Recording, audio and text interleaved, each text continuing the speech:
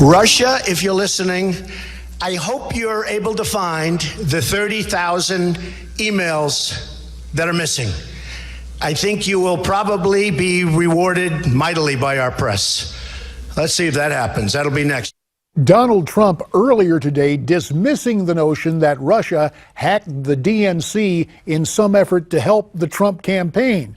But even as the Democrats continue their convention in Philadelphia, not only has Donald Trump stolen some of their thunder, it appears he may have been taking some of their voters, at least according to the latest LA Times presidential election poll, the Daybreak poll they call it.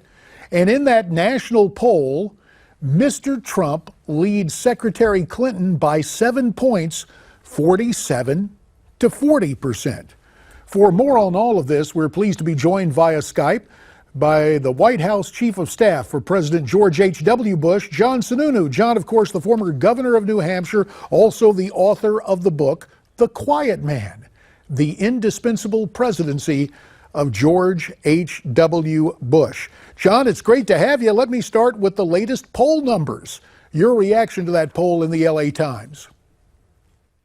Look, I think it's a reflection of the fact that the Republican Party is coming together, and I think the most important single step in that was naming Mike Pence as the VP choice. And you know Mike, I know Mike. He is a conservative of the first class, and I think some of the conservatives who had some concerns are beginning to feel a little bit better, and I think that's what you're beginning to see.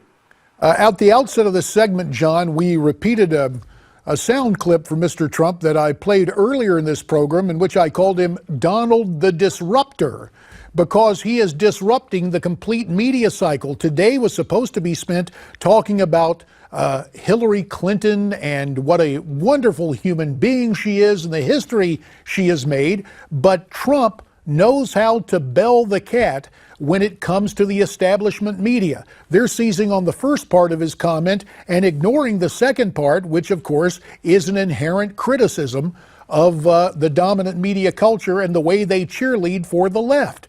Your response to what went on earlier today? Well, look, this was supposed to be the day that followed yesterday's rewriting of history in terms of Mrs. Clinton. They thought that the new picture of Mrs. Clinton would dominate, and of course they were wrong.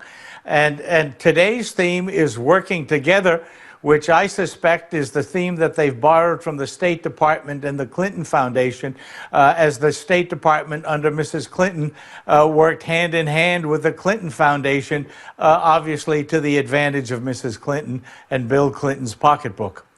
And as we take a look at everybody else's pocketbook, John, there is cause for concern. According to a new analysis of government data by the Center for Immigration Studies, 48 and a half working age native-born Americans are not in the workforce. Your reaction to that finding? Look, this erosion of the American workforce has been going on for the last 8 years.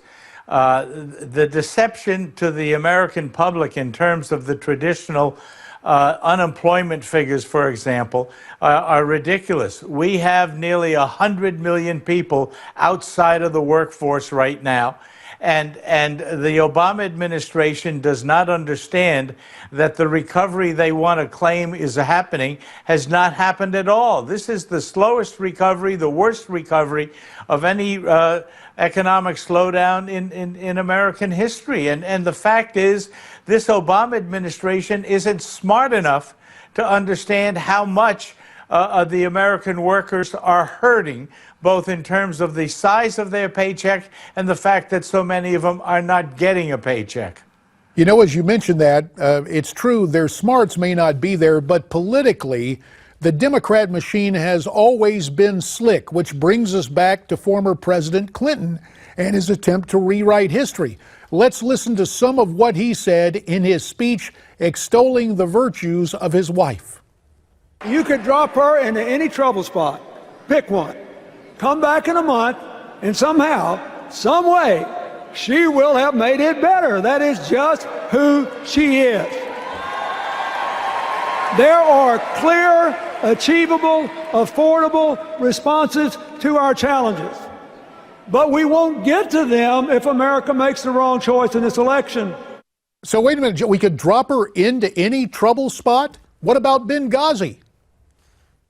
Well, look, Mrs. Clinton was part of what I think are the most disastrous 4 years of the modern American presidency. She was Secretary of State when President Obama and Hillary Clinton put into play a foreign policy which undercut the credibility of the United States everywhere, which destabilized the Middle East, which failed to take advantage of anything constructive in the Arab Spring and left us with chaos in the Middle East and created a climate over there which is so sour now towards America that it's going to take an aggressive effort to try and rebuild our credibility and get our allies to help us deal with the national security threat, the real national security threat that ISIS poses.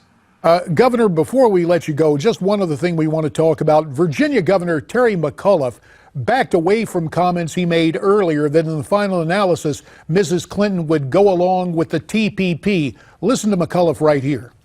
She would only go forward if the changes that she wants are implemented, that everybody's in agreement, the labor folks would be in agreement, and others be in agreement. She's not going forward as it is today, but I'm in the same position where Senator Kaine is. We don't support it unless, she says the changes that she wants are made. So unless the changes are made, she doesn't support it. President Obama does want this, as you know. So McAuliffe trying to mollify the Chinese donors to Clinton Gore in '96 and people who may have helped him as well?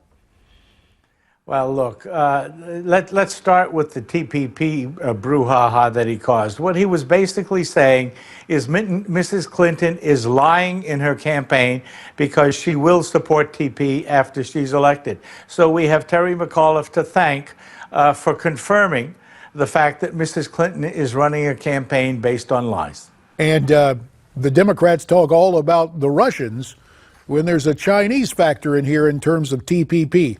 John Sununu, as always. By the way, yes, China is not part of TPP, which is the other stupidity that comes from McAuliffe and Clinton. Yep, it sure is. And we always appreciate, John Sununu, your candor and your frank assessment of the situation. Again, the name of John's book is The Quiet Man, The Indispensable Presidency of George H.W. Bush. Governor John Sununu, thanks so much for your time.